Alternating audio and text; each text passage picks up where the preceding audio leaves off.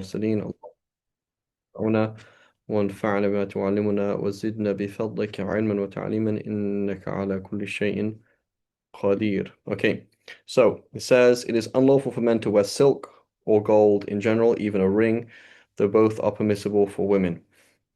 So women can wear any amount of gold as long as it's normal culture in her normal cultural respect context.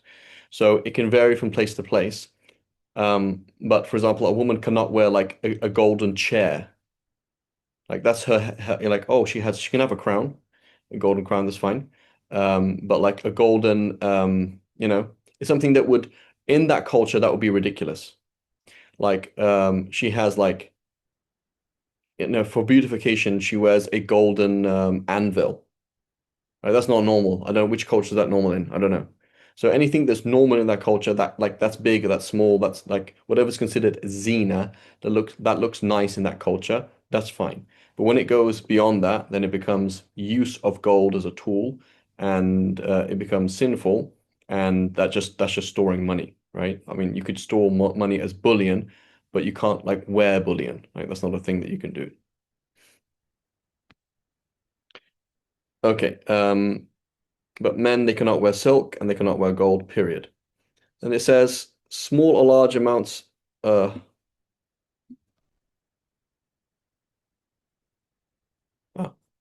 small or large amounts of gold are identical with respect to impermissibility. You can't have any gold, things like that. Um, if a portion of a garment is silk and another portion is cotton or linen, it is permissible for men to wear as long as the silk is not more than half. Right? So as long as I have a tie, for example, that is 40% silk, that's fine. It's halal. Shay, Um, can I ask a question? yeah, go ahead. Assalamu alaikum. So the first question is that I have two. The first one is that for a man, does wearing gold or silk invalidate salah? No, it does not. So you can pray While wearing, like, sinning, let's say, yes. So you pray, for example, with a t-shirt with the F word on it. The prayer is fine. 'Cause- but in this case, okay, but what if I'm wearing something that has silk that I didn't know? Is my salah accepted? yeah, because you're so two things. First of all, you asked about validity. Okay. So validity is going to be valid even if you knew about it. So I'm swearing with a cuss word on my t-shirt with a picture of Saint Satan and say I love Satan on it. Um, you're praying while killing people. So while you're praying, you shot somebody. So what we do is we divide the action up. We say there's a prayer and that coincided with other haram things that you were doing. As long as we can actually clinically separate them, then we're going to say these are two separate things. This is your job as Dr. Shiram, lecturing at this thing. This is you as an individual. They have nothing to do with each other, right? So we can do the same thing like the prayer. You harming somebody, you sinning against Allah, sinning against yourself, doing something wrong, and the prayer, as long as we can separate them, we will. If we can't separate them, in that the sin that you are doing while prayer is inconceivable outside of the prayer. So, for example, the sin of praying after Asr. You cannot do the sin of praying after Asr outside of prayer. So therefore, we're not going to say this is a mere coincidence of two moral actions, one being good and one being bad. We're going to say these are inseparable. So therefore, the prayer is actually invalid. Right? But there's a classic debate between majority scholars and the Hanbalis. The Hanbalis, they say, if you broke into somebody's house and you prayed in that house, your prayer would be invalid. If you stole wudu water and made wudu, your wudu would not count because you can't use that water. Everybody else says it's fine because I mean it's valid, right? It's valid in that you are sinning while making wudu, but the sin is conceptually separable from the wudu. So the wudu as wudu is valid. The sin of using somebody's water without their permission is a sin, and they're two separate things, right? However, your question is, would it be accepted? No, it would not. So we agree with the Hanbalis and they say your prayer is not valid. We say, yeah, and not accepted. So we say it's valid. You were praying, you know, you were praying in someone's broken, using somebody's property while you're praying, you're sinning, you're showing off while praying, you're doing this, you're doing that. We say the prayer counts, but it's not accepted from you. But I guess I'm sorry, I guess I'm confused about the language. How in this case, Sheikh, is validity and acceptance not the same? How Uh, can the salah be accepted? How can the salah be valid but not accepted by Allah? that's a very good question. So basically, uh, uh, uh, so valid would mean um, so valid means do I have to do it again? That's what it means. So it is. So you say, well, okay, well, with all due respect, Sheikh Farid, on Judgment Day, what is the point of a non-accepted prayer? So yeah, there we go. What is the point of it? It's true.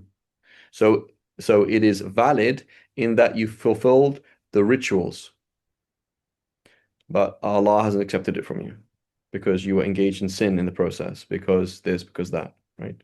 So let's go to fasting, right? While you're fasting, you and I had an argument, and I said, well, you can go back to India anyway. And you're like, bro, like you don't have to start being racist. So we had an argument. I said something I shouldn't have said. Okay. I think start being racist or whatever. Okay. While I'm fasting, does the fast count? The fast counts. Is the fast accepted by Allah? No, it's not. Right. So do I have to do qada of the fast? No, I don't. But the fast doesn't count. I mean, the fast counts as a ritual counted. You've done the ritual. You don't have to do the ritual again. Will Allah accept it? No, because if you Is the Oh, well, that's okay. Thank you for that. That makes perfect sense. So would an appropriate example also be someone who drinks alcohol and then does salah? The salah that, that is that's valid, that's not accepted. different. That's different because you did this, then this, right? But I'm doing like this, for example. My dad's like, hey, Fareed, can you like Allahu Akbar? It's like, oh my God, I'm just talking to you, Fareed. I'm just talking to you, and in order to shut your dad up, you said Allahu Akbar and started praying.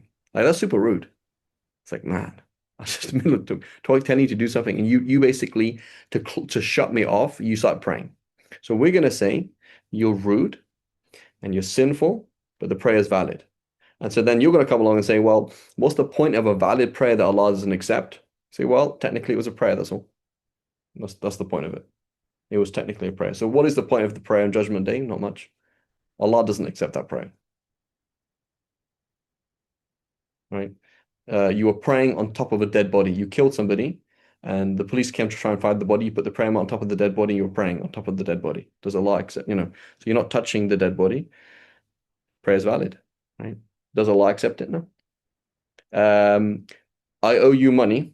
Okay, I owe you money, and I'm supposed to be working, and I took unpaid leave to go on Hajj. And you're like, Fareed, I just heard you going on unpaid leave. So, yeah. Didn't we just speak last week that you're going to start paying me off because I'm paying the money off because I need it? Like I really need this money. So you have a haq on me. You have a right on me. I'm supposed to be working towards paying it off, but I'm not doing it and I'm going on Hajj instead. Right? So now every step that I take is sinful. So in the Shafi school, we're going to say, does it count as your Hajj of Islam? Meaning, when you die, are we obliged to take the money out of your inheritance in order to send someone a Hajj because you didn't do it, even though you were obliged to do it, right? And we say, no, you've done your Hajj. Okay, does it count? The answer is no. It's not accepted. If your Hajj itself was sinful, but it was merely valid, it's not accepted by Allah. Right? Showing off in prayer, right? If you prayed a sunnah prayer with the intention of impressing people that you pray, are you praying? You are praying. It is a valid prayer. Is it accepted by Allah? It is not accepted by Allah. Zakat that you only paid grudgingly, right? You weren't going to pay it. until you got a letter from the government that was the Muslim government. Please, Mr. So and so, we've done your taxing and we do your zakat as well. And you grudgingly paid it. You didn't want to pay it, and you were just forced to do it. So you just did it anyway, and you would not have done it if they didn't force you to do it. I won't accept it from you because you didn't want to do it. But it still counts. You've still paid zakat. Does that make sense? Yes, very helpful. Thank you. Yeah. So the Hanbalis, this fine line between morality and fiqh is a huge issue because if you take it to the nth degree, right, it gets to this point where morality that fiqh does not represent morality. Now, what's the point of fiqh that doesn't represent morality? Like, you know, like what's the point in that? So there is a stage, there's clear scenarios in fiqh where it's very clear that fiqh is one thing, morality is something else. Like the munafiq, right? He is a fake Muslim. He claims that he's Muslim. We know he's not a Muslim, yet we have to say Assalamu alaikum to him. We have to treat him as a Muslim. And even though it's totally fake, right? You go to Malaysia, you want to marry this girl, you have a girlfriend in Malaysia, you can't marry her because you're not Muslim. Your uncle tells you, hey, just do the shahada and that's it. Everybody knows it's fake. And the judge does not have a choice. He said, well, he said the shahada, he wasn't under compulsion. Legally, that's shahada. Legally, he's a Muslim. That's all you can do. She's sinful because she knows that he's not actually Muslim, right? That everyone's sinful because they happen, but that's how the court is obliged to function. The court has to function in that way. So the Sharia and morality were actually not on the same page intentionally. It's supposed to be like that. That's how we're supposed to do things, right? But then there are other things like this question: what is the point of a valid prayer? What is the point of a valid prayer if it's not accepted by Allah? Right? So that's a very good question. And what's the point of it? What's the point of a fiqh that doesn't talk to you about actually connecting with Allah, right? And so there is a middle stage where you can get a very, what's the word? A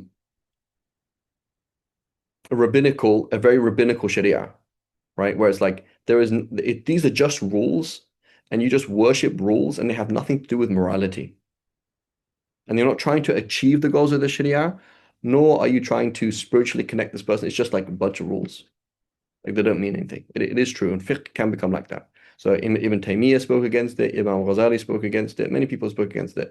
But it's quite a fine line because there are clear scenarios in fiqh where they are actually two different things, and they're supposed to be two different things. Right?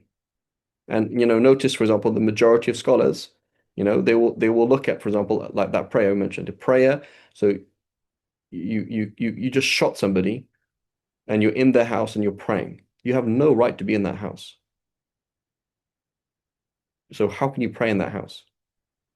When you put your head on the floor, Allah is cursing you. So how can He curse you and accept your prayer at the same time?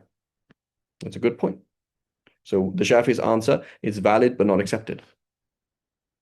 Right? Whereas the Hanbalis, they say it's not valid. Like, you're not praying. That's not a prayer. You have to make tawbah, go and tell the people, hey, I killed it, this is your son's property. Do you mind if I pray here? Or leave, right? You can't use that water. It's somebody else's water. You're supposed to be you're supposed to be baptizing yourself. How could you baptize yourself with stolen water? Right? Every single time you put water on the face, it's a punishment on Judgment Day. So how is it going to save you from how is the self same water going to save you on Judgment Day and punish you on Judgment Day, right? That's their logic, right? The Hanbalis as well, they'll say if you did a temporary marriage, okay, so you agree with the girl, okay, we're just going to get married for the weekend, but then in the contract itself, you didn't use the language that implied that it was temporary. They're going to say it's an invalid contract because that was your intention. Whereas majority of scholars would say no, like in a contract, we look at the language of the contract. You clearly, just because you agreed on that beforehand, that doesn't enter into the contract. So they're going to say, no, you can't play with the Sharia. The Sharia knows what you intended, and that's it. Like, So it is a subtle thing to play with, right? How does it work? To what extent can we be to what extent can the letter totally overthrow the spirit of the law? And to what extent can the spirit of the law totally overthrow the letter of the law? It's a tricky one, right? It's a tricky one, right? It's not so simple. So this is how the Shafi say it. We say if we can separate the two actions, so wearing silk, is it conceivable to do that sin outside of prayer? Yes. Okay, so now you're going to wear silk in prayer. Prayer is going to be valid. Harming somebody, could you step on someone's toe, for example, and really hurt them? Outside of prayer, yes. Okay, so while I was praying, I'm standing on someone's foot and hurting them.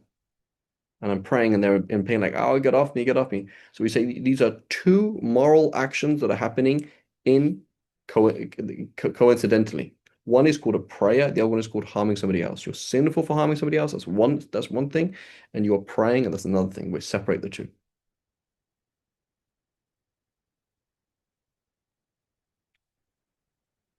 Does that make sense? Yeah, that Sorry, makes yes, sense. very helpful. Thank you. I think. Okay, so we mentioned the tie there. There we go. Okay, funerals, Bismillah. Just Oh, sorry, Sheikh. Ask one go more question. ahead, go ahead. I'm apologies to the other classmates. I'm sorry. The Okay. last one is, are there any, so there's two, are there any sunnah colors for men and women to wear? And conversely, are there any colors that we have ever known where Rasulullah sallallahu alaihi wasallam said not to wear? Yes, so we should not wear we should wear white. That's the default, right? Sunnah of wearing white. And so for a woman, the issue with white is it's more revealing, and so she should be careful about that. But the default is the Prophet ﷺ said to wear white, right? Um, that's and to do so particularly on Jummah, but wearing white in general is recommended. Unless you have toddlers, right? That's suicidal. Wearing white. Um, you're testing fate there. Anyway, that's something else.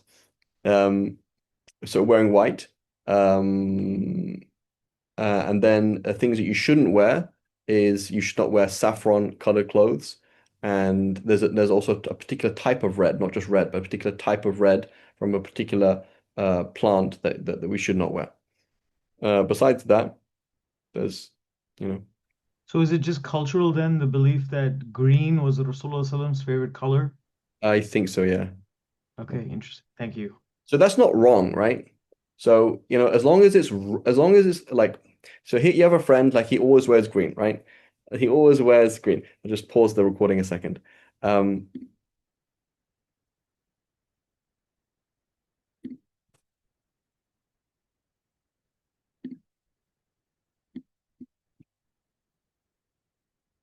okay. So that's washing. They have to be washed. Okay, number two, shrouding. Their aura has to be covered. So for a man, that means navel to knee, right? And for a woman, that means everything apart from face and hands, right? They have to be covered. What do they have to be covered in? Anything. Plastic, sheets, tarp, um, um, I don't know, thick, I don't know, a bamboo, I don't know what, some kind of leaves that are long or whatever, something like that. That's B. Number, so that the aura has to be covered. C, you have to perform the funeral prayer. Okay. Um, and then D, you have to bury them. Now, the bare minimum of burying is, um, excuse me, the bare minimum of burying is that basically that it does the job. So this person is buried.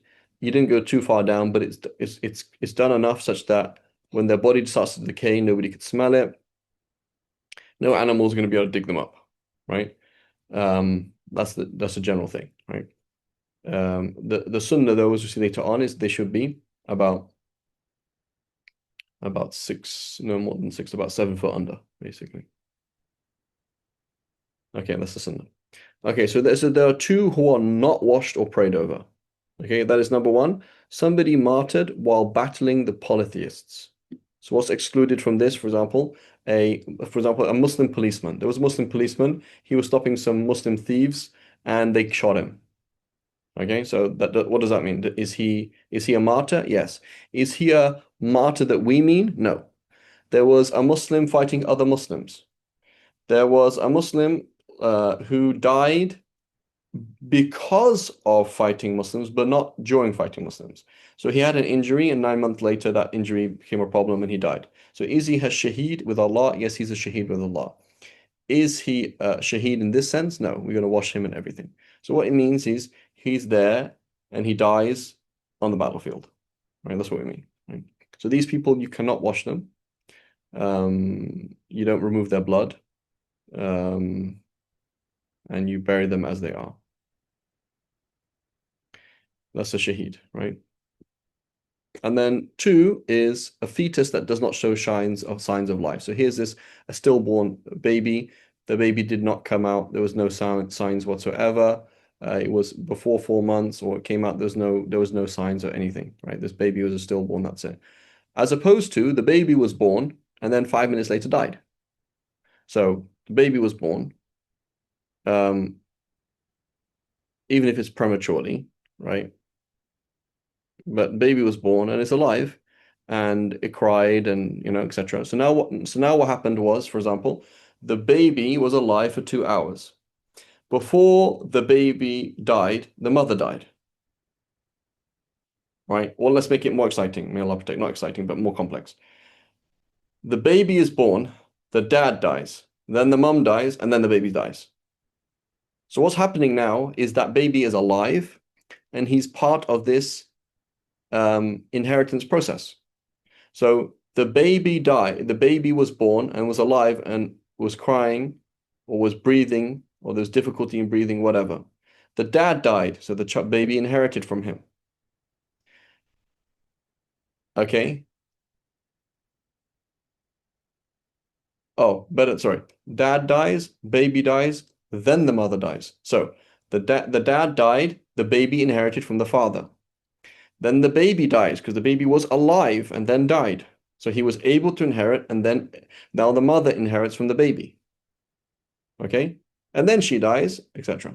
Right? So the point is, there's actually a process there of inheritance. He's there in the legal world, as opposed to a baby that is stillborn is not there in the legal world, right? And you don't wash them, you don't pray over them, and you cannot pray over them. It's not valid to do that, right? So you can shroud them, that's sure. You can do a fatiha, you can put a little, you're obliged to do a grave for them, yes. So you have to do a grave for them, but it's not halal to pray over them, right? And you can't say, oh, but I feel sad. It's not, you can't do that, right?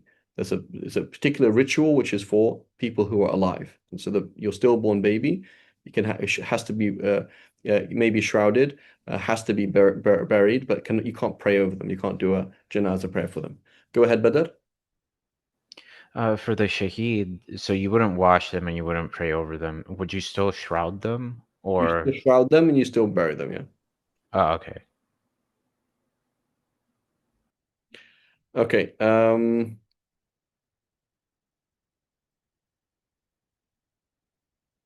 Okay, so there's washing the dead. It says the deceased is washed. It's sunnah to wash them an odd number of times.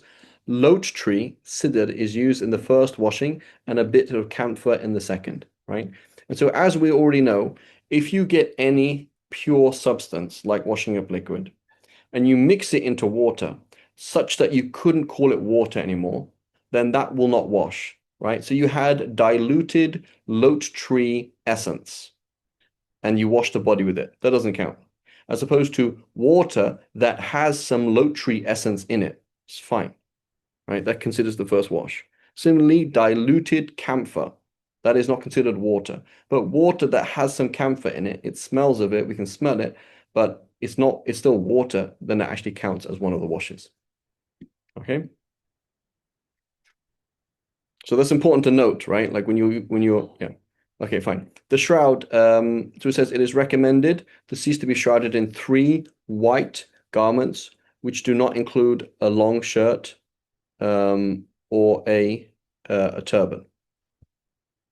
Okay, so it says the funeral prayer. The funeral prayer, okay, it says during the funeral prayer, there's 4 takbirs and no sujud and no rukur, right? It's a kind of a funny prayer. So after saying it for the first time, you say Allahu Akbar. Then you say أعوذ بالله من الشيطان الرجيم, and then you do the Fatiha. You do not do the istiftah. You don't say wajjahtu wajh or anything. Okay? So you say Allahu Akbar. Put your hands down, which you normally do in the prayer, right? Uh, under the chest. Okay? You say أعوذ بالله من الشيطان الرجيم, do the Fatiha. Now you say Allahu Akbar. Okay? And you do Salat al-Ibrahimiyya. Allahumma salli ala Sayyidina Muhammad wa ala ali Sayyidina Muhammad kama sallaita ala Sayyidina Ibrahim wa ala ali Sayyidina Ibrahim fil alameen innaka Hamidum Majid. Allahu Akbar. Allahumma اغفر لهذا الميت. Allahumma هذا عبدك وابن عبدك. Right? So this is a long dua that is sunnah. The bare minimum is that you have to make dua for that specific dead person. Right? Allahumma arham هذا الميت. اللهم ارحم هذه الميتة. Right? اللهم اغفر لهذا الميت. اللهم اغفر لهذه الميتة. Right? So, oh Allah, forgive, Allah show mercy, oh Allah accept something, obviously otherworldly. The person is no longer in this world, right? So something otherworldly for that specific person. You can't just make a general dua. You have to make some kind of in Arabic, some kind of specific dua here. So here it mentions the whole dua that you can read and memorize, etc.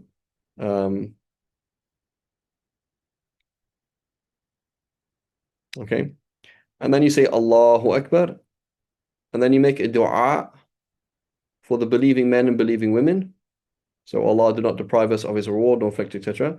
So any kind of, and then you say Assalamu alaikum. So the bare minimum, Allahu Akbar, Fatiha, Allahu Akbar, Allahumma salli ala Muhammad, Allahu Akbar, Allahumma اغفر لهذا الميت, Allahu Akbar, Allahumma اغفر للمؤمنين والمؤمنات, Assalamu alaikum wa rahmatullah, Assalamu alaikum wa rahmatullah. Right? So Fatiha, Salat, Fatiha, Salat on the Prophet ﷺ, dua for the dead person, dua for the believing men, believing women, salams. That's it. Okay? That's the bare minimum. There's no ruku' and there's no sujood. Okay, so then the burial. So it says the deceased is buried in a trench grave facing direction of the Qibla. Okay, so what is this called a lahad? So what you do is you dig down and then you dig towards the Qibla. So you make this L shape under the ground. So now what happens is basically then you put the body into that area and you do a little wall. So now when you're putting the earth, you're not putting the earth on top of the dead body, right? So they are in this little kind of room. That's what it is, right? He is lowered gently into the grave, head first from the direction where his feet will rest. The person who places him in the grave should say, as a sunnah, Bismillah wa ala millati Rasulullah, right?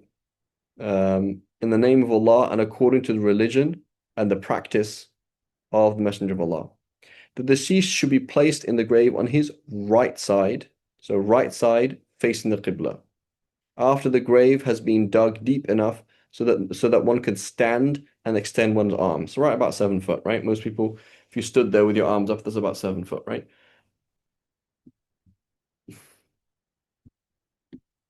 The grave is made level with the ground. It should not be built up or covered with gypsum. And the exception here is to just distinguish it, put a stone there so people know that that's Freed's grave, right? Or that's so-and-so's grave. Like some kind of demarcation just to know what's going on. But it should not be built up and it should be, etc. There's no harm in crying over the deceased, provided one does not wail. You're not putting on airs or rip one's collar. Go ahead, Badr. Okay, so we're not supposed to. Oh, I'm sorry. I think I misunderstood this. It's fine if the grave is like decorated, right? It's so normally speaking, we're supposed to just know where it is. That's all. So they say you should write names on things like the grave of a wali, like, oh, this was this famous wali because a benefit of visiting them. or like here's a profit, or etc. So people know where it is, so they can benefit from visiting. Um, but otherwise, like spending a lot of money on a grave or stuff like that, that's not really. Okay, the reason I'm asking is because of these, there's like these grand graves or tombs that are made for righteous people that had passed, like, Yeah, so basically, if you think about it, it should be it should be so there's function versus function, not disrespectful, but not excessive. That's the kind of thing. So imagine, for example, this is, I remember I was like 20, not 20 minutes, half an hour from Sayyidina Abu Ubaidah, right? Or Abu Ubaidah ibn Jarrah from my house in Jordan, right? So I need to know where he is because I want to go and visit him. Um, I need to be able to access it. It needs to be practical. But like, so, basically that's about it. But as opposed to like, okay, we're gonna spend like $10 million on this thing. Like, I don't, it's not very useful.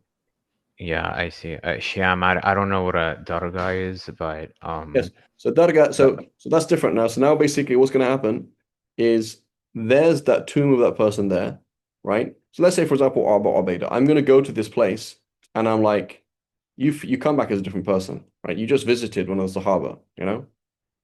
So obviously it's a Mubarak place. So then what happened over time is it turns into a place of dhikr. So now what's going to happen is instead of just visiting him, why don't I just stay there? Like, wouldn't it be cool, right? Wouldn't it be cool to like teach next to the grave? Wouldn't it be cool next to like do dhikr next to the grave? Because then I would feel like the barakah is always there. So that's what happened over time. In principle, it's totally fine. In principle. All things being equal, my favorite phrase, all things equal, that's totally fine until it becomes something a bit odd, where you add to that now jahl, right? And it becomes, you know, like something else. So I'm just going to turn the recording off for a second. Um,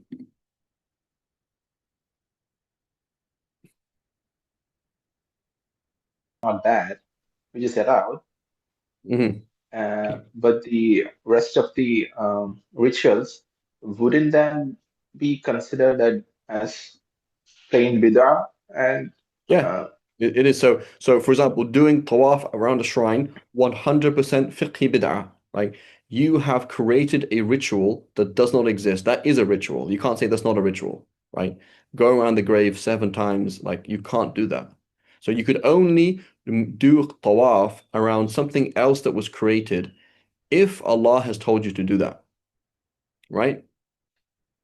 So we are doing tawaf around the Kaaba. The Kaaba has been created, right? So you can't come along and say it's shirk because you're doing tawaf around a grave, because that's not true. That means because the grave is not created and the Kaaba is not created. Sorry, the grave is created and the Kaaba is created. So it's the same thing. The difference is one is halal and one is haram. So I'm not talking about shirk at all. I'm not saying that people, these people, like some people have this phrase, the quburiyun, people who worship graves. I don't think people are worshiping graves, or at least most people are not worshiping graves. But it is the picture is off, and then many things that happen are off. If that makes sense, right? yeah, understood, sure. Right. And much like, which I've mentioned before, much like somebody who goes to the masjid, rolls their jeans up, prays, and then drives off in their Camaro. Right? Like, why is that off? You say the Prophet sallallahu alaihi wasallam, he said, don't, he said about you shouldn't have your ankles you shouldn't have your trousers below your izar below your ankles. Why? Because it's ostentatious. You are spending money to show off about cloth for no reason. Okay, Habibi, if the Prophet sallallahu alaihi wasallam was alive today, he would say nothing about your Camaro. Like we can hear it from far away. You accelerate, everybody turns around and sees it. The fuel that you're spending, burning holes in the ozone layer. You turn up to the masjid, right? You turn up to the masjid in something that is by nature ostentatious, right? I'm not saying you have to be ostentatious to drive a Camaro. Maybe you're a mechanic and you're just fixing it for your friend. Maybe that's just that somebody just gave you that car right now. Well, we had a discussion about this the other day. But I'm saying is it's off. the picture is off, right? Does that make sense? Yes. Right. And so it's important that if we call something out, we have to call everything out, right? Everything that fits into that same thing. And that's how tajdeed is like, this is wrong, etc. Right? And so generally the fatwa of the Deobandis, because they are in that area and those kind of things happen, their fatwa is calm down a lot because don't do that kind of stuff because generally it causes problems because there's a lot of ignorance. Jamaat Tabligh, how did it start? It starts off with talking to Muslims who are totally confused about their deen. They don't know anything about what a shrine is, what a shrine isn't, causality, who's Allah. It's like genuinely mixed and confusion. So in that scenario, 100% ban it, right? But what happened in Saudi, for example, was a huge problem. So what did the Wahhabi government do is destroy uh, graves of the awliya and the Sahaba, etc.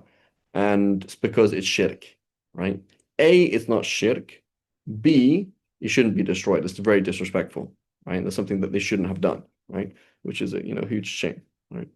So you should keep those things there and teach people. I remember I was there at the I was there in Medina and there was somebody turning their back towards the Qibla, right?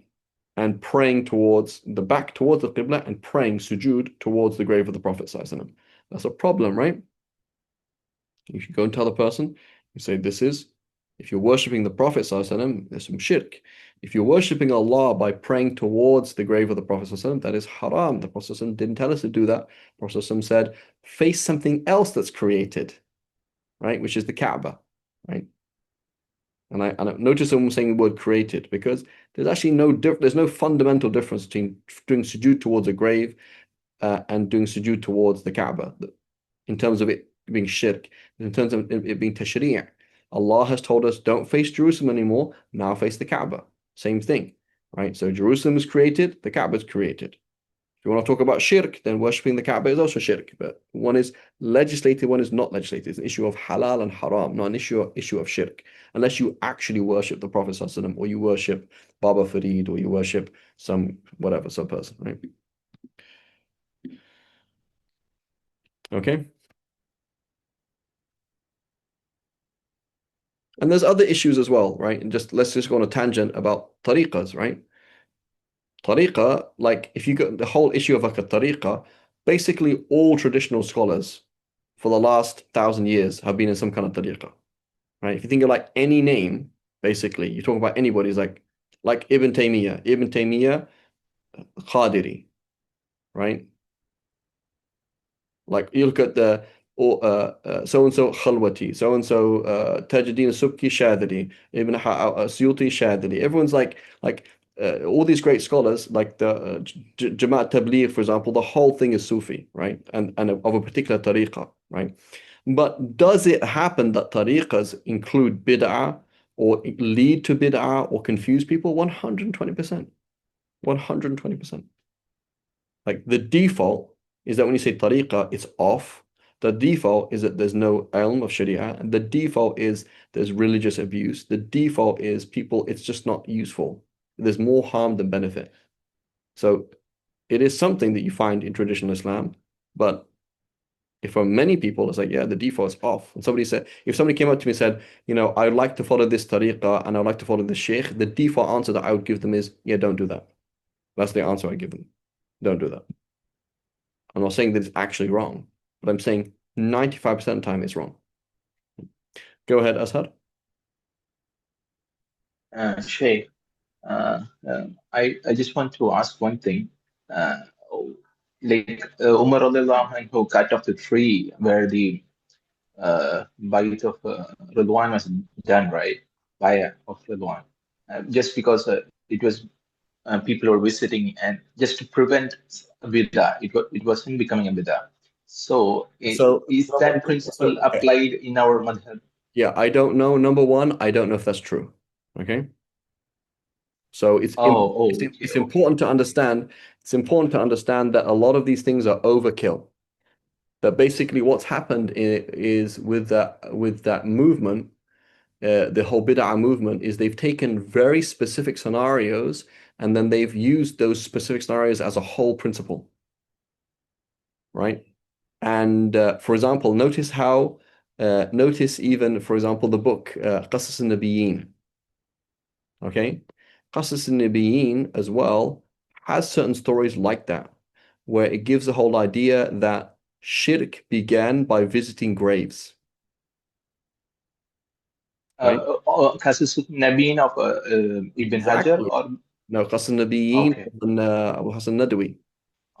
I asked another. Okay, the other is So now Qasus Anbiya. I'm learning Arabic, and the whole idea is don't visit the shrines of awliya and Sahaba and prophets because it will lead to shirk, right? Is that actually the case? Or isn't it recommended? Right. So so there's a key concept, and we spoke about this in another class. If you read, for example, Sir Alam al-Nubala by Imam al-Dhahabi, okay, Sir Alam al-Nubala, 50 volume, biographies of Sahaba, the Prophet ﷺ, Sahaba, Tabi'een, Tabi'een, etc., all the way down to his time. So we're in the Dhahabi is in the 7th century or 8th century, I think 8th century, right? So we're talking about basically 500, 600, 700 years of Islamic history. The general picture is that there's such thing as barakah, there's such thing as visiting graves, and people do this, and there's barakah in things, and there's barakah in relics. Relics have barakah, like you want to keep things from certain people, right? And that's a reality, right? Like how many times you'll find Dhahabi saying, and for example, visiting the grave of so and so is a tried and tested cure, right? And they're like, oh, like it has magic? Like, no, it's barakah. There's a barakah at this person's grave. Like, oh, okay. Like you'll find that a lot in like Imam al-Dhahabi mentioned that a lot. It's not just his opinion. He's like, it's just a reflection, like the idea, the culture of Islam. It's like that's what people do. That's the thing that people do. I'm not talking about slaves worshipping these people, but going to a grave and making dua and your dua being answered. That's a thing that you find in Islamic history. Barakah of things, like you keep things from the Prophet sallallahu alaihi wasallam, you keep things from the Sahaba, you keep things relics, like the idea of relics. Yes, it's a Christian thing, but it's also an Islamic thing, right? It's an Islamic thing, you know. Um, so, um, so I don't know if that story is true. And if that story is true, that's not the general picture that you get from Islam. The general picture you get, not just me speaking, like just read Imam al-Dhahabi, read these things, and just see like how people, the Sahaba and Tabi'een do things. Everybody is following one of the form of dhahib. Everybody is pluralistic. There's more than one understanding. Everybody looks at different things different ways, and everyone's kind of like Sufi inclined, if not in a tariqah. And everybody is visiting graves and relics. That's a kind of normal thing that happens. Not just like one or two or three. It's like it's a lot, right? Does that make sense? Yeah, understood, Sheikh. Yes. Okay. And so what will happen then is a bid'ah that you come along and you take one or two quotes from here and there, and you actually just change the whole narrative. Like it's actually a problem, right? When you say, for example, just be Muslim, meaning don't follow madhab, like that is actually what everybody's been doing for the last long time, right? Or like tasawwuf is wrong. Like that's a problem given that anybody you quote will be pro-Sufi. Like Ibn Qayyim, like Ibn Taymiyyah, these are all like Sufis, right? There's no question about it. So like you come along and say tasawwuf itself is wrong, right? That's a problem. Like it's a serious problem. Or Ash'aris are weird. It's like, well, like majority of the ummahs are Ash'ari, right? Like you have a serious problem if you say like, oh, Ash'aris are wrong or something like that. Or like, so that's where this it's kind of it's really unfair. Like you can say whatever you want, right? I have a lot of my own crazy ideas, but you can say whatever you want. But when you come along and actually like just change the narrative, suddenly like what was normal is no longer normal. And I'm not talking about it's normal in the last 200 years, right? That's different. It was not, but it's like there's a picture that's happening, right?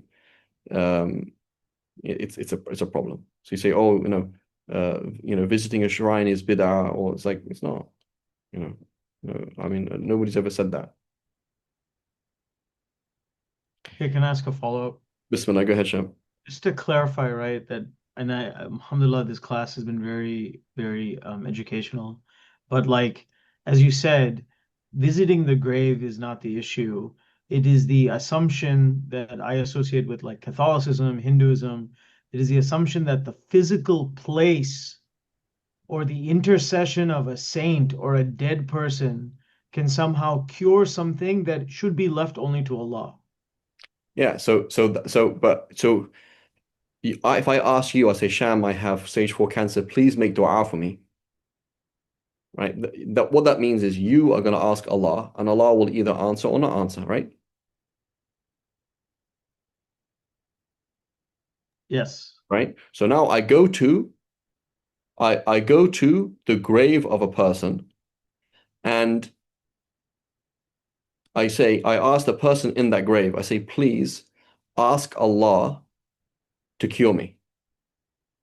And Allah makes a miracle happen that they hear me, and Allah subhanahu wa ta'ala makes them make dua for me, and then Allah subhanahu wa ta'ala answers my dua. Now, maybe they won't hear me, right? But the Prophet ﷺ spoke to kuffar, right? After, was it Uhud or Badr? Like he spoke to them, right? So speaking to, speaking to the awliya or speaking to a shaheed, specifically, let's say they were shaheed, right? Like a shaheed is not dead. Like speaking to a dead person. I've spoken about this. We did it in the book, that class, Notions, right? Notions that need to be corrected. We did that in that class, right?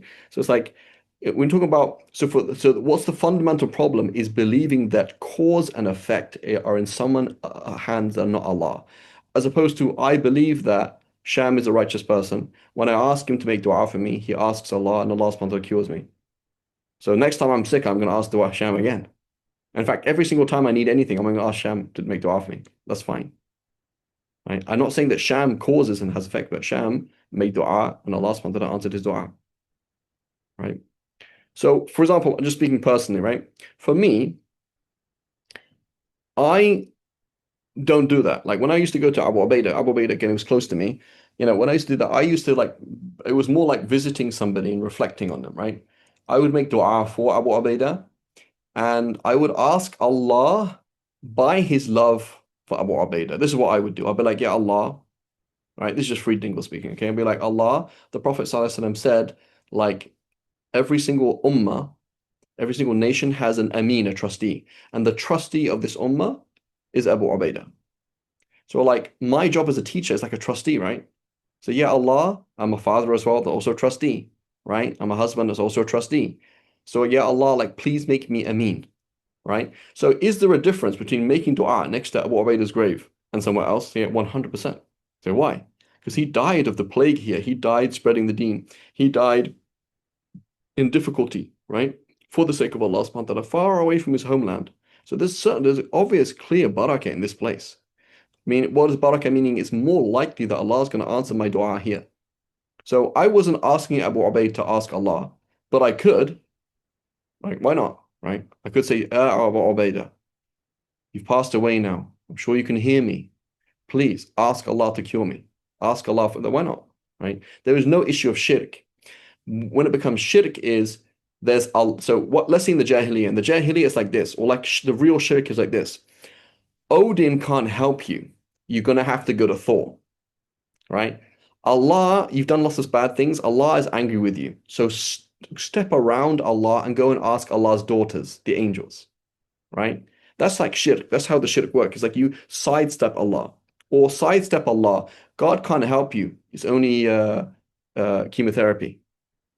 So when you believe that chemotherapy can help you or harm you independently of Allah subhanahu wa ta'ala, it is exactly the same as calling on a saint or on a false god and saying, I believe this saint himself can independently cure me. Like he has independent cause, it can create effects independently of Allah subhanahu wa ta'ala. Right? Whereas that's not the case for most people. What they will think is either this person's going to make dua for me, or this person will be a site of a miracle, right? Sayyidina Isa alayhi salam, right? If I call upon, like Sayyidina Isa is not dead. So when Sayyidina Isa comes back and I say, Sayyidina Isa, cure me, right? Hasn't Allah already told us in the Quran that Sayyidina Isa cured people? So it's not shirk, is it? What it means is Allah subhanahu wa ta'ala makes a cure happen at the hands of this prophet or wali, or makes this thing happen, right? And that's all. So I go to Sayyidina Isa, he comes back and I say, yeah, Sayyidina Isa, we've been waiting for you to come back. Please cure me. Right? That's not shirk. So similarly, if I went to a grave and I said, who is it? What's his name? Shah Aziz Mahmoud Huday, for example, one of the great awliya in Istanbul. I go to that grave specifically. I have cancer, stage 4 cancer, and I'm like, yeah, please cure me. Meaning, I understand you are created like I'm created. I understand you cannot have cause and effect, but Allah subhanahu wa ta'ala is causing you to hear me. And Allah subhanahu wa ta'ala is allowing you to have a miracle by His permission. Please cure me. That's not shirk, right? Again, personally, I wouldn't do that. Like personally, I would say, yeah, Allah, just as you love this person and He dedicated, please cure me. That's how I would do things. That's just me. But I'm trying to just get to the technicalities of it. Like fundamentally, do you believe the phone can cause event effect? Can the phone make that sound independently of Allah? Yes, that's shirk. Can this pill cure you independent of Allah? Yes, shirk. Can an electron move from one place to another place without Allah's power? Yes, shirk. But if you say, I believe that Hassan and Hussein created the universe by the will of Allah, okay, that's not shirk then, is it? Whether that's true or not, that's something else, but that's not shirk because you just believe, like, that's like saying, I believe the universe happened by the explosion of stars. Like, well, by Hassan and Hussein or by a star is the same thing, as long as it's by them and not because of them. As long as they are the locus, they are the site of the event and not the cause of the event. Does that make sense, Sham?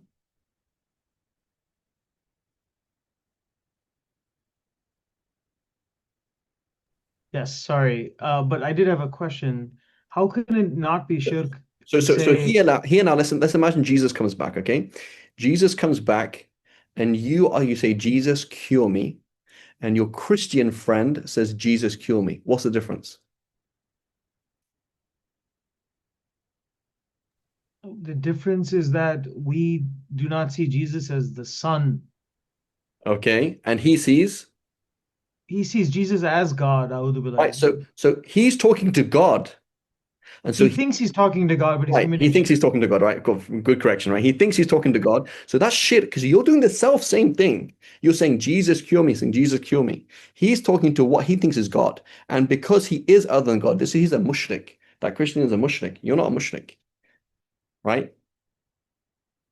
If I said, for example, Sayyidina Maryam, right? I'm with a Catholic and I say, yeah, Sayyidina Maryam.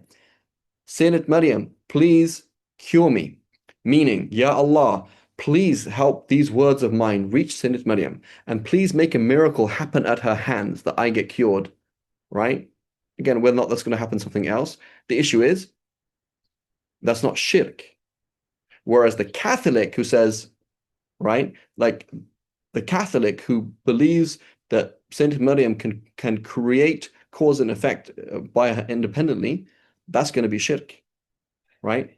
In fact, let's take it further. I'm not even doing anything. I'm not even going to make dua. I just sit here and I see the fly, and I see the fly in front of me can move independently of Allah. I didn't say anything or do anything. Shirk, right?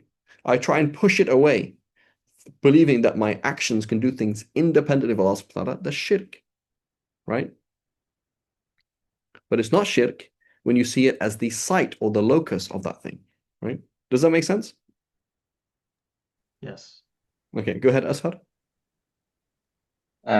Sheikh, probably me and Sham are from similar regions in South India. The reason probably me and him are imploring about the technicalities is practically what is happening here is most of these mosques uh, they have, they're not awliya or maybe they're just good alim or simply charlatans, and it's just like a business. And a lot of time there is actually shirk because they hold hands with the other religion and Yeah. religions and have So, their pilgrims come in so, here. so, but So this, over here it's so it's Ashar, this is quite different. all, This is all in terms of what it leads to or what it's associated to. It is not the question itself, right? So Yeah, I exactly, personally I exactly. tasted this Basically, like when I was in you know I you know 5 years ago I lived life like I live now. I just me and my books and my students online. Okay. Then I had 5 years of California and I was exposed to people like Sham, right? I'm joking. No, but not people like Sham. I'm exposed to the average Joe Muslim, right? And most of them were Afghans. So you would continually have this thing, please, like they treat you like a priest. They're like, please come and make dua for my child. And for me, like I'm not even thinking about it as a theological issue. There's no theological issue in terms of shirk and everything. It's totally fine. The issue is, I'm like, for crying out loud, you can't make dua. Like you don't talk to Allah, and literally they don't talk to Allah. So there's a bigger problem. Like, please do not ask me to come and make dua for you, because I'm just re-emphasizing this idea in your mind that there are priests like Sheikh Fidi Dingle. He's a priest. He's gonna, you know, he has a magic wand, and I'm incapable of making dua. Habibi, you can make dua like me. We're no different, right? So I felt like so that's something totally different. The culture, what it leads to, the effects, that's not what we're talking about. These are all what we call ashya aradiyya, accidental things that might make it haram. In and of itself, it is not haram. That's what I'm talking about. Another analogy, right? Totally different analogy. I know we're going way into our other class, but misyar marriages, okay? Zawaj misyar, this is something in the Middle East, which is basically let's just get rid of marriage and replace it with halal girlfriend. So I'm gonna probably cheat on my wife or not even be married, meet some lady in some place, agree that we're just gonna date and we are married, not provide for her or anything, and just that's it. Okay. So you ask from a fiqh point of view, you say, well, what was a contract? Did you stipulate in the contract that you're not going to live together? No. Did you stipulate you're not going to provide for her? No. Did you stipulate? No. So it's fiqh wise, it's totally fine. So you come and ask me, is it halal? I'm like, oh, it's halal. And suddenly you destroy the whole of the Middle East because now this guy is cheating on his wife.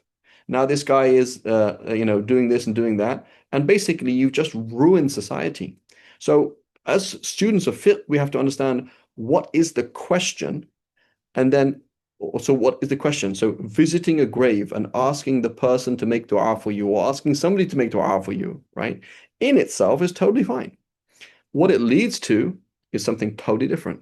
So here, for example, this person like, come and visit me, pay me $50 and I'll make dua for your daughter, right? And if you're lucky, you can also do Surah Yasin. That's another $50, right? And then they pay it and then they leave. And it's like, what are you doing? Right? But technically speaking, you can pay somebody to, you know, do all sorts of things, right? Like you can find a fiqh way out. So I'm saying is we need to pinpoint what are we talking about it theologically, pinpoint what are we talking about fiqh wise, and this and say, okay, yes, it is theologically halal, check. It is fiqh wise, check. What it leads to, oh yeah, 100% agree with you. Right? Does that make sense? And there's many things like that. There's many things that are actually halal, but you're like, you know, you can't do that because it leads to this, right? Does that make sense? So again, I'm in Brazil and I'm making da'wah and somebody says, should I visit the grave? No, right? Because in Brazil, you have all this, like, you have like Catholicism, which is shirk, and then you have like shirk, right? In Brazil. So I'm talking to new Muslims in Brazil, keep things clear. Just pray to Allah. They don't know the difference between praying to Jesus because understanding that he's alive and he's a slave of Allah. And it's like, don't ever say that. Why would you ever say that? I'd be very angry if I heard somebody say, oh, you can do that. Like, doesn't make any sense. You tell them, just talk to Allah, right? You know, visiting a grave, don't do it. So you don't need to do that, you know, because they're actually confused and they're not capable of understanding details. But that's a totally different issue, right? It's very important to repeat, pinpoint things from a theological point of view. What exactly are you saying? Pinpoint things from a fiqh point of view. What exactly is the hukm here, right? And then distinguish it from the accidental things. I mean, when I say accidental, meaning non-essential, things that are non-essential to that it leads to, and there's something else. Does that make sense, Azhar? Yeah, Sheikh, the theological issue, the fiqh issue, and the non-essential part. Yeah, Sheikh. Okay, and then there's your role of the public speaker, the politician, the famous sheikh in wherever you are in India. Totally fine. So the sheikh says it's haram, right? I understand what he's saying. He doesn't mean it's haram, but he says it's haram because it leads to these things, right? That's totally fine. But when it comes to a class, we need to make things clear. Does that make sense? Right? So Sheikh, Yeah, should I visit this? A Sheikh, for example, some famous Sheikh in your place, he's asked this question, should I visit this wali? And he says, no, it is haram. Totally fine answer. If I understand what he's saying. Like he's saying it's theologically halal, fiqh-wise it's actually sunnah, but because it leads to this, and whom I'm talking to, right? Right? Then I say no. Just like somebody comes and asks me, they say, what do you think about organized tariqah? I say, bad idea. Why? He said, well, what about so and so? Like all these traditional scholars are all like Chishti, Qadiri, this. Like, what's like, are you saying that's wrong? I'm not saying that it's wrong, but I'm saying 95% of the time it's wrong, so don't get involved. And I'll talk to you in 5 years when you've got a bit further along your journey. Does that make sense? So talking about something essentially versus what does it lead to, right? Second wife, bad idea. How is that a bad idea? It's a sunnah. So yeah, but 95% of the time, it's a bad idea. So somebody asks you a question, Sheikh, I want to get a second wife. It's a bad idea, right? Teenage marriage. You're 14 and you want to get married. Bad idea, right? Well, how is it? I mean, it's either sunnah or wajib to get married at 14. Yeah, but I live in America, it's probably a bad idea. Or it's a bad idea for me to say go ahead and get married, right? Does that make sense? Yeah, very clear. Right. So it's all the same thing. So we have to be this is ilm. Ilm is the ability to actually draw lines. And when it gets murky, it's a problem. Notice how the Khawarij, what did they do? Sayyidina Ali did something wrong. Sayyidina Ali is a kafir, kill Sayyidina Ali. Whoa, what happened there, right?